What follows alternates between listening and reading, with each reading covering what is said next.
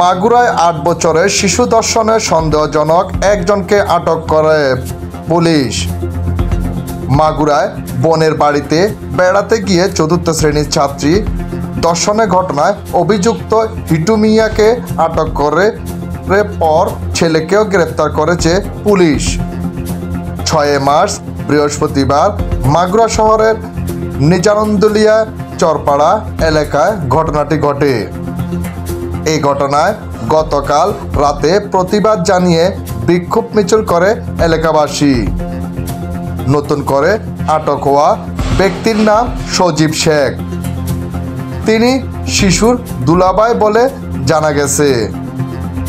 এদিকে ধর্ষণের ঘটনায় বৃহস্পতিবার রাতে মাগুরা সদর থানার সামনে বিক্ষোভ করে সাধারণ জনতা।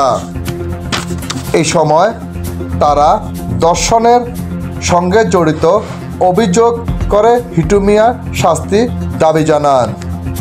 পুলিশ জানায়, কয়েকদিন আগে শিশুটি তার বোনের শ্বশুরবাড়িতে বেড়াতে যায়। সেখানে শিশুটিকে একা পেয়ে বৃহস্পতিবার দুপুরে বোনের শ্বশুর হিটু মিয়া তার উপর পাশবিক নির্যাতন চালায়। এতে শিশুটি অসুস্থ হয়ে পড়লে তাকে মাগুরা সদর হাসপাতালে ভর্তি করা হয়। সেখানে শিশুটির অবস্থা অবনতি হলে উন্নত চিকিৎসার জন্য তাকে ঢাকা আনা হয়। বর্তমানে শিশুটি আশঙ্কাজনক অবস্থায় আইসিইউতে চিকিৎসাধীন রয়েছে। এদিকে এই ঘটনায় এখন পর্যন্ত কোনো মামলা হয়নি বলে জানিয়েছে পুলিশ।